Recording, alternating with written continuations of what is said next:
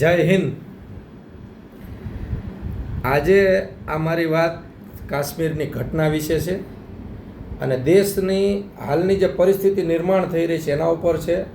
મારા ફેસબુક ફ્રેન્ડને વિનંતી છે કે આ વિડીયો ન ગમે તોય શેર કરજો અને ગમે તોય શેર કરજો. અને જો ઈચ્છા થાય કે આ મારી વાત ગલત છે અથવા તો તમારા અંતરાત્મા સુધી મારો અવાજ ન પહોંચે તો મને બ્લોક પણ કરી શકો છો, પણ સાંભળજો જરૂરથી. કેટલાય વર્ષોમાં પહેલી વખત પહેલગામમાં આતંકવાદી હુમલો ટુરિસ્ટો ઉપર કરવામાં આવ્યો. આતંકવાદી હુમલા ઘણા બધા થયા. શહેરોને ટાર્ગેટ કરે, સેનાને ટાર્ગેટ કરે, પોલીસને ટાર્ગેટ કરે, બધા જને ટાર્ગેટ કરે, પરંતુ ટુરિસ્ટો ઉપર પહેલી વાર હુમલો કરવામાં આવ્યો. આતંકવાદીઓને આ પેટર્ન સમજવામાં હું માનું છું ત્યાં સુધી દેશની રાજનીતિક વ્યવસ્થા તો સફળ થશે કે નહીં, ઇન્ટેલિજન્સ બ્યુરો તો એની ઉપર કામ કરતી જ હશે, પણ આ દેશની સોશિયલ મીડિયા વાપરતી પ્રજા અને ટેલિકોમ્યુનિકેશનમાં જોડાયેલા તમામ સંચાર માધ્યમો નિષ્ફળ ગયા છે. ટુરિસ્ટોને શા માટે ટાર્ગેટ કરવામાં આવ્યા? છેલ્લા 3 ઇલેક્શન કાશ્મીરમાં આર્ટિકલ 370 નાબૂદ થયા પછી છેલ્લા 3 ઇલેક્શન થયા, પંચાયતી સ્વરાજની ચૂંટણી, વિધાનસભાની ચૂંટણી અને લોકસભાની ચૂંટણી, તો ક્યારે આવી ઘટના નથી બની. તો અત્યારે જ કેમ બની? કેમ કે કાશ્મીરનો લોકલ સપોર્ટ, લોકલ મુસ્લિમ સમુદાય ભારત સાથે એક થઈ ગયો છે. એના હજારો વિદ્યાર્થીઓ, કાશ્મીરના હજારો વિદ્યાર્થીઓ પંજાબ યુનિવર્સિટી, ચંદીગઢ યુનિવર્સિટી, દિલ્હી યુનિવર્સિટીમાં અત્યારે શિક્ષણ લઈ રહ્યા છે. અને હોસ્પિટલ, ચિકિત્સા, રોડ, રસ્તા, શિક્ષણને લગતા હજારો કામો અત્યારે કાશ્મીરની અંદર થઈ રહ્યા છે. અને હું એટલા માટે બોલું છું કે કાશ્મીરમાં મારા 2 પરમ મિત્રો ડૉક્ટર હકીમ શાહ અને મુઝફ્ફર ભટ્ટ સાથે હું સતત લાયઝનિંગમાં છું. અને તે દ્રાસ સેક્ટર, જમ્મુ અને પહેલગામ સેક્ટરના રહેવાસી છે. અને એનું નેટવર્ક એટલું જબરદસ્ત છે કે સ્થાનિક સ્વરાજની ચૂંટણીમાં ભારત સરકારને સમર્થન આપવા માટે આતંકવાદીઓના એ રડારમાં હતા. અને એને આજે ભારત સરકાર દ્વારા સૈન્યની મદદથી એને સુરક્ષા આપવામાં આવી રહી છે. આ લોકોના શબ્દો જે હું તમારી આગળ કહી રહ્યો છું, કાશ્મીરના આવકના 2 સ્ત્રોત છે મુખ્ય. એક એનો ડ્રાયફ્રૂટ સફરજનનો વ્યાપાર અને બીજો છે એનો ટુરિસ્ટ. હવે એ કાશ્મીરનો માણસ પાસે એટલી પર્યાપ્ત જમીન નથી કે દરેક લોકો ખેતી આધારિત અર્થવ્યવસ્થા ઉપર પોતાનું ગુજરાન ચલાવી શકે, પણ ટુરિસ્ટ એક એવો વ્યવસાય છે જેને કારણે હજારો લાખો કાશ્મીરીઓ પોતાનું રોજગાર ચલાવી રહ્યા છે અને રોજગાર ચલાવવાની સાથે પોતાનું ભરણ પોષણ કરી રહ્યા છે. આજે ટુરિસ્ટો ઉપર હુમલો કરવાનું કારણ શું? કાશ્મીરી લોકોની આવકનો મુખ્ય સ્ત્રોત બંધ થયા. તમે આજે જુઓ પહેલગામની ઘટના પછી લાખો બુકિંગ જે સમર વેકેશનના હોય એ બંધ થઈ ગયા, ખતમ થઈ ગયા. એ લોકોની રોજગારી છીનવવામાં આવી એટલા માટે કે એ લોકોએ પાકિસ્તાનના હુરિયત નેતાઓને સમર્થન બંધ કરી અને ભારતીય રાજ્ય વ્યવસ્થા પ્રણાલીને સમર્થન આપવાનું ચાલુ કર્યું છે. આર્ટિકલ 370ની સફળતા, નાબૂદીની સફળતાનો શ્રેય કાશ્મીરી પ્રજાનું ભારત સાથેનું જોડાણ છે. એને ખતમ કરવા માટે, એની આવક બંધ કરવા માટે ટુરિસ્ટો ઉપર હુમલો કરવામાં આવ્યો. અને બીજું જે અત્યારે ખૂબ ચર્ચિત મુદ્દો છે, ધર્મ પૂછીને ગોળી મારવામાં આવી. તો જેને ધર્મ પૂછ્યો એને ત્યાંથી જવા કેમ દેવામાં આવ્યા? આ પ્રશ્ન થયો ક્યારે? એને ભાગવાનો અવસર શા માટે આપવામાં આવ્યો? ધર્મ પૂછ્યો તો કેટલી અંતરથી અવાજનું શાબ્દિક પ્રત્યાર્પણ થયું હશે અને ગોળી પણ કેટલા અંતરથી મારવામાં આવી હશે, છતાં એને શા માટે જવાબ દેવામાં આવ્યા? જે પણ પીડિત પરિવાર છે એના દુઃખમાં આજે દેશ સંમેલિત છે. દેશની રાજ્ય વ્યવસ્થા, જે રાજ્યમાં જેની સરકાર હોય તે બધા જ એની દુઃખની વ્યવસ્થામાં સંમેલિત થયા છે. પણ એ પોતાની વ્યથામાં પીડિત નાગરિકો એ ભૂલી ગયા છે કે અમે જે સ્ટેટમેન્ટ મીડિયામાં, સોશિયલ મીડિયામાં આપશું એનું દેશની અંદર શું પરિસ્થિતિ થશે. દેશની અંદર ધર્મ પૂછવાનું એકમાત્ર કારણ કે આ દેશના 20 કરોડ મુસ્લિમો સાથે તમામ હિન્દુઓનું ઘર્ષણ, આ દેશની અંદર હિન્દુ મુસ્લિમનો કોમ્યુનલ વાયલન્સ થાય, હજારો બહેનો વિધવા બને, હજારો બાળકો અનાથ બને, એ માટેનું કાવતરું આ આતંકવાદીઓ દ્વારા કરવામાં આવ્યું. અને આપણે એને સફળ બનાવી રહ્યા છીએ. આપણે મીડિયામાં પ્રચાર ચાલુ કરી દીધો, મુસ્લિમો પાસેથી કંઈ ખરીદશો નહીં, એની પાસેથી માલ લેવો નહીં, એનો તિરસ્કાર કરવો, એની આજુબાજુમાં કાંઈ પણ વ્યાપાર પ્રવૃત્તિ થતી હોય તો એને સમર્થન ન આપવું. અરે ભાઈ, આ શું છે?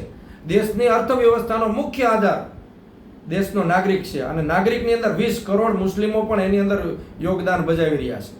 દેશની તમામ ડિફેન્સ, આર્મી હોય, પોલીસ હોય, આઈટીબીપી હોય, CISF હોય, ગમે બટાલિયનની અંદર જુઓ તો મુસ્લિમોનું યોગદાન છે. હું મારા કામરેજની વાત કરું તો કામરેજની અંદર કામરેજ 4 રસ્તા ઉપર સ્ક્રેપ ભંગારનો ધંધો કરતા હજારો મુસ્લિમ છે.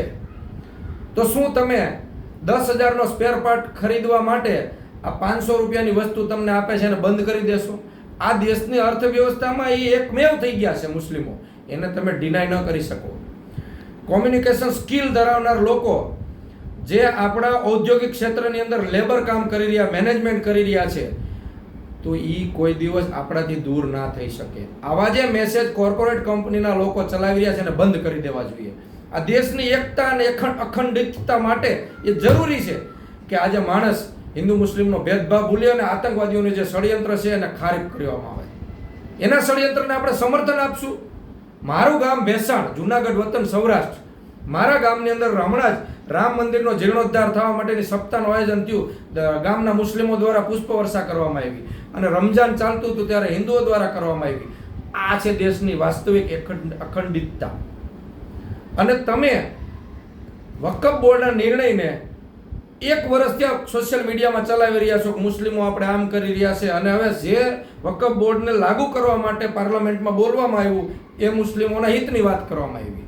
તો આ જે દ્વિધારી નીતિ કેટલાક લોકો દ્વારા ફેલાવવામાં આવી રહી છે, એનાથી દેશની એકતાને નુકસાન થશે. આ દેશના મૂળ ઢાંચામાં, હું લોનો વિદ્યાર્થી છું, આ દેશના મૂળ ઢાંચો આમુખ, એની અંદર બિન સાંપ્રદાયિકતા આ શબ્દ લખવામાં આવ્યો છે. અને આને સંસદની અંદર કોઈ એક પાર્ટીના તમામ લોકસભાના મેમ્બરો ચૂંટાઈ જાય, તમામ રાજ્યસભાના મેમ્બરો ચૂંટાઈ જાય ને દેશની તમામ રાજ્ય સરકારો એક પક્ષની થઈ જાય, છતાંય આ શબ્દને કાઢી શકે નહીં. એમેન્ડમેન્ટ જ નથી, કાનૂની અધિકાર જ નથી કે બિન સાંપ્રદાયિકતા, ધર્મ નિરપેક્ષતા વર્ડને કાઢી શકે. હિન્દુ રાષ્ટ્ર એ પોતાના હિન્દુ હોવાનું ગૌરવ સાથે વસુદેવ કુટુંબકમની ભાવના અને લોકોને સાથે લઈ અને રાષ્ટ્રનો વિકાસ કરવાની, રાષ્ટ્રને અખંડિત બનાવવાની આ ભાવના છે ને, એ જ અસલ હિન્દુ રાષ્ટ્ર હોઈ શકે. તેની અંદર તમામ નોન હિન્દુ લોકોનો સમાવેશ પણ થવો જરૂરી છે.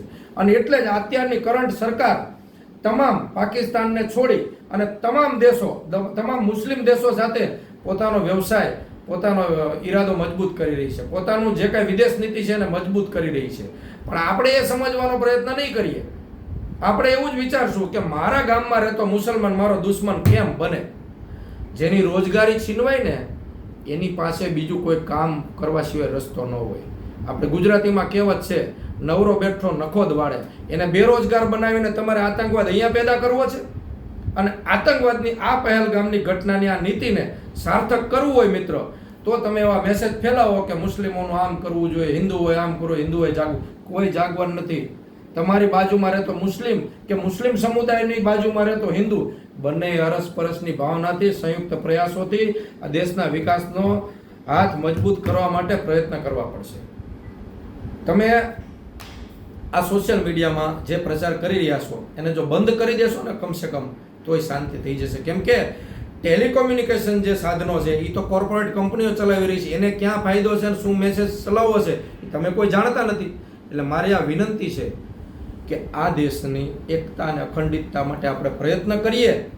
અને આતંકવાદીઓએ જે મેસેજ આપણને આપ્યો છે એ મેસેજ આ હેતુસર જ છે એ ઓળખી અને એને એક સજોડ જવાબ આપીએ કે અમારા દેશને અંદર કોઈ પણ પ્રકારનો કોમ્યુનલ વાયલન્સ નહીં થાય. શ્રી રામ મંદિરનું નિર્માણ આ દેશના મુસ્લિમોએ આપેલી એ શક્તિ છે, એ સાર્થકતા છે કે ક્યાંય પણ રામ મંદિરના ઉદ્ઘાટન વખતે કે ભૂમિપૂજન ક્યારેય પણ કોઈ પણ દેશમાં ક્યાંય અરાજકતા થઈ નથી.